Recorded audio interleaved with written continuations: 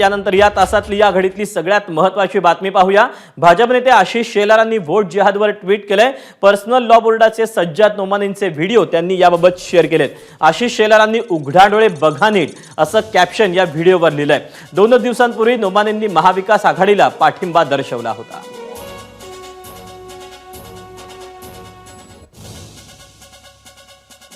दरम्यान या सगळ्या प्रकरणी भाजपचे प्रवक्ते शिवराय कुलकर्णी यांनी काय प्रतिक्रिया दिली ती आपण पाहायचीच आहे, परंतु त्या अगोदर आपण आशिष शेलारांनी व्हिडिओ काय नेमका शेअर केलाय तो पाहूया। अगर महाराष्ट्र में उनको शिकस्त हो गई तो इत्तलात के मुताबिक दिल्ली सरकार भी बहुत दिन तक नहीं ठहर पाएगी। तो हमारा निशाना सिर्फ महाराष्ट्र सरकार नहीं है बल्कि मरकजी हुकूमत है और मुल्क का मुस्तकबिल है। मुस्लिमांची मानसिकता ही पूर्णपणे काय आहे, ही जिहादी मानसिकता आहे याचं ओंगळवाणं प्रदर्शन सज्जाद नोमानी यांच्या वक्तव्यातून बाहेर आलेलं आहे। आणि नोमानी त्यात सांगतात की हमारे सिपा सलार ये शरद पवार साहब है, हमारे अजीम सिपाही उद्धव ठाकरे जी है, नाना पटोले जी है, राहुल गांधी जी है, और अगर हमारी महाराष्ट्र में शिकस्त हो गई तो दिल्ली में हम प्रॉब्लम में आ जाएंगे। हमको दिल्ली जीतना है और दिल्ली जीतने के लिए हमको वोट जिहाद करना है। आपण या सगळ्याबद्दलचे अपडेट जाणून घेऊयात। आपला प्रतिनिधी कृष्णा केंडे आपल्या सोबत आहे। कृष्णा, पर्सनल लॉ बोर्डाचे सज्जाद नोमानी यांनी काही दिवसांपूर्वी घेतलेली जरांगेंची भेट, त्यानंतर महाविकास आघाडीला दिलेला पाठिंबा आणि त्यानंतर आज आशिष शेलारांनी शेअर केलेला हा व्हिडिओ, काय नेमके संकेत मिळतात या सगळ्या पार्श्वभूमीवर? कारण की आता मवियावर तर थेट भाजपनं हल्ला चढवला आहे। त्याच दिवशी ज्यावेळेस नोमानी यांनी पत्रकार परिषद घेतलेली होती त्यावेळेस त्यांनी आकडा देत या ठिकाणी किती लोकांना आमचा कुठे पाठिंबा असेल याची एक यादी देखील जाहीर केलेली होती। मात्र आता आशिष शेलारांनी जी ट्विट केलेलं आहे त्यामधले 2-3 बाबी ज्या आहेत त्याचा या ठिकाणी राजकारणामध्ये बराच परिणाम होऊ शकतो। त्याचा महत्त्वाचा भाग म्हणजे जर महाराष्ट्रामध्ये सरकार बदललं तर दिल्लीमध्ये देखील सरकार बदलेल अशा प्रकारचं त्यांनी म्हटलेलं आहे। आणि त्यामुळे या सगळ्याचा परिणाम आता मतदानावरती कसा होतो आणि या राजकारणात कसा होतो कृष्णा, या सगळ्याचा परिणाम तू म्हणते त्याप्रमाणे मतदानावर कसा होतो ते पाहावं लागणार आहे। कृष्णा, तू राहाच आपल्यासोबत। मात्र शेलारांनी व्होट जिहादचा आरोप केल्यानंतर आता आदित्य ठाकरे यांची प्रतिक्रिया आली, आपण ती प्रतिक्रिया पाहूया आणि मग पुन्हा तुझ्याकडे येऊया।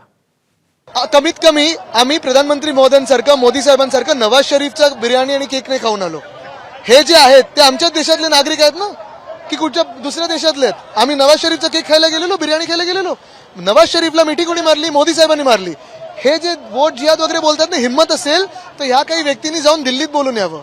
आणि हे जे ट्विट केलेलं आहे त्यांच्याबद्दल मी काडी मात्र किंमत न देत त्यांना मानसिकरित्या मदतीची गरज आहे। कृष्णा, आपण आदित्य ठाकरेंची ही प्रतिक्रिया पाहिली, तू तुझं म्हणणं पूर्ण करत होतास कृष्णा? निश्चितच आता ही पहिली प्रतिक्रिया आलेली आहे महाविकास आघाडीकडून आणि शिवसेनेची अवस्था अशी झाली आहे की त्यांना न याचा स्पष्टपणे स्वीकार करता येतोय ना नाकार करता येतो आहे। त्यामुळे भाजपा या मुद्द्याचा प्रचार निश्चित करेल आणि जी कटेंगे तो बटेंगे, एक है तो सेफ है याकडे निश्चित या मुद्द्याला घेऊन जाण्याचा प्रयत्न करेल। मात्र आता या सगळ्या 2-3 दिवस प्रचाराला शिल्लक राहिले असताना याचा नेमका काय परिणाम होतो महाराष्ट्राच्या राजकारणावरती आणि ते कुणाच्या फायद्याचे गणित या वक्तव्यानंतर होतात हे पाहणं महत्त्वाचं असेल। दीपक, नक्कीच कृष्णा, तू राहाच आपल्यासोबत। आता भाजपचे आमदार नितेश राणे आहेत आणि त्यासोबत काँग्रेसचे नेते अतुल लोंढे देखील आहेत। मी सुरुवातीला अतुल लोंढेंकडे जातो। अतुलजी, नोमानींनी हा व्हिडिओ आता शेअर केलेला आहे, त्यांचा जो व्हिडिओ आहे तो आशिष शेलारांनी शेअर केलाय आणि वोट जिहादच्या अनुषंगानं महाविकास आघाडीवर त्यांनी थेट बोट दाखवलंय। आपली काय नेमकी प्रतिक्रिया आहे? असं आहे की नागपूरमध्ये नितीन गडकरींनी मुस्लिम लीग सोबत आघाडी केली होती, तेव्हा का बोंबाबोंब नाही झाली? यांनी पीडीपी सोबत सरकार बनवलं जम्मू काश्मीरमध्ये, तेव्हा काय झालं होतं? तर देशाचे नागरिक आहे, त्यांना अधिकार आहे, त्यांना मतदानाचा अधिकार नाही आहे का? संविधानाने त्यांना अधिकार दिलेला आहे ना, मग संविधानाने अधिकार दिला, त्यांना वाटलं त्यांनी सपोर्ट केला। तर आरएसएसनी पण बीजेपीला सपोर्ट केलेला आहे। मग त्याला काय, देशाच्या नागरिकांनी एखाद्या समूहाने जर म्हटलं की आम्हाला यांना सपोर्ट करायचं तर प्रॉब्लेम काय आहे, अडचण काय आहे? आता लोकसभेमध्ये पण 2-4 मुस्लिम संघटनांनी मोदींना सपोर्ट केला होता, तेव्हा काय एवढं झालं नाही, मग तेव्हा काय शेलार तेव्हा तेव्हा कुठे गेले ते शेलार? हम्म. बिर्याणी खायला, आता सांगितलं आदित्य ठाकरेंनी, बिर्याणी खायला गेले होते देशाचे पंतप्रधान पाकिस्तानमध्ये न बोलवता. ISI ला बोलवलं होतं पठाणकोटमध्ये. इन्व्हेस्टिगेशन. ठीक आहे अतुलजी, तुम्ही जे प्रश्न उपस्थित करतायत त्याचं उत्तर आपण नितेश राणेंकडनं घेऊयात. नितेशजी, तुम्ही काँग्रेसचे प्रश्न देखील उपस्थित केलेत ते ऐकलेत, यावर तुमचं उत्तर. म्हणजे मला सांगितलं नव्हतं मला काँग्रेसच्या प्रश्नाचं उत्तर द्यायचं आहे. मला फक्त सांगितलेलं या विषयावर प्रतिक्रिया द्या. मला काही इथे बसून हे कोण लोंढ्या बिंड्यांना या लोकांना काय उत्तर द्यायचं मी काय बांधील नाही. मुळामध्ये मला असं वाटतं ह्या मुस्लिम मुळामध्ये कारण नाही त्यांना. मुळामध्ये मला कळत नाही आपल्या ठेवणार असं मला माहिती नव्हतं. मुळामध्ये मला कळत नाही आपल्या हिंदू राष्ट्रामध्ये हे मुस्लिम लॉ बोर्ड होण्याची गरजच कशाला आहे. या लोकांना सगळ्यांवर बंदी टाकली पाहिजे. हे कशाला पाहिजे आपलं हे मुस्लिम लॉ बोर्ड? ही सगळी यांची लोकांची किती लाड करायचे. एका बाजूला मोदी साहेबांच्या सगळ्या योजनांचे फायदे घ्यायचे, सगळे लाभ घ्यायचे. आमच्या लाडली बहीण योजनेचे पैसे प्रत्येकाच्या यांच्या घरामध्ये 2-2, 3-3 महिला त्यांनी लाटायचे. आणि दुसऱ्या बाजूला ह्यांना मग मतदानाच्या टायमाला आपला धर्म आठवतो.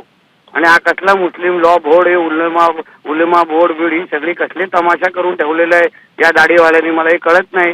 हे सगळे बॅन करून टाकले पाहिजे, बंदी आणली पाहिजे. हे सगळे अतिरेकी संघटना आहेत.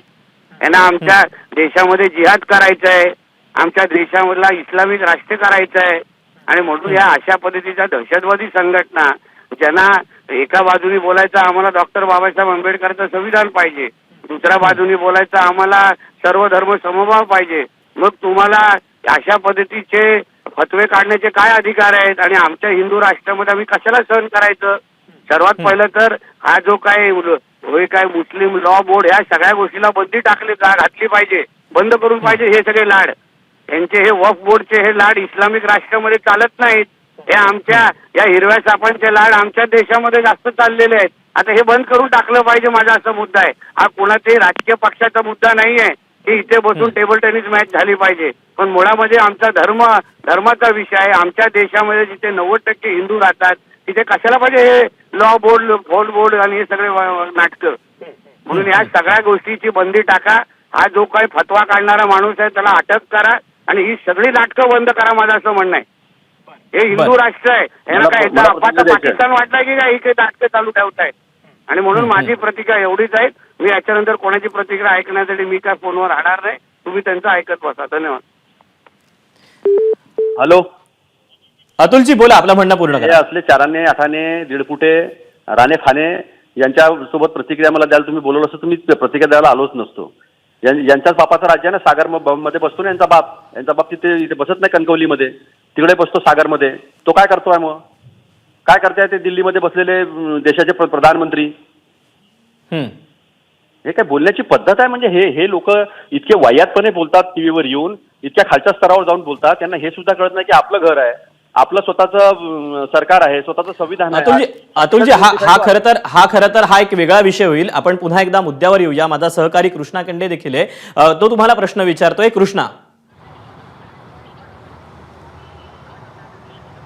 निश्चित यामध्ये स्पष्ट केलं पाहिजे की यांच्या नोमानी जे आहेत त्यांनी जे तुम्हाला पाठिंबा दिला आहे त्याचं तुम्ही स्वागत करता की नाकारता?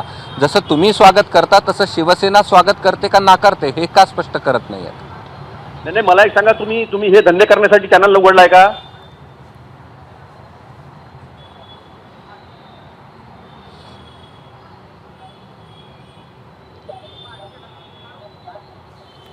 म्हणजे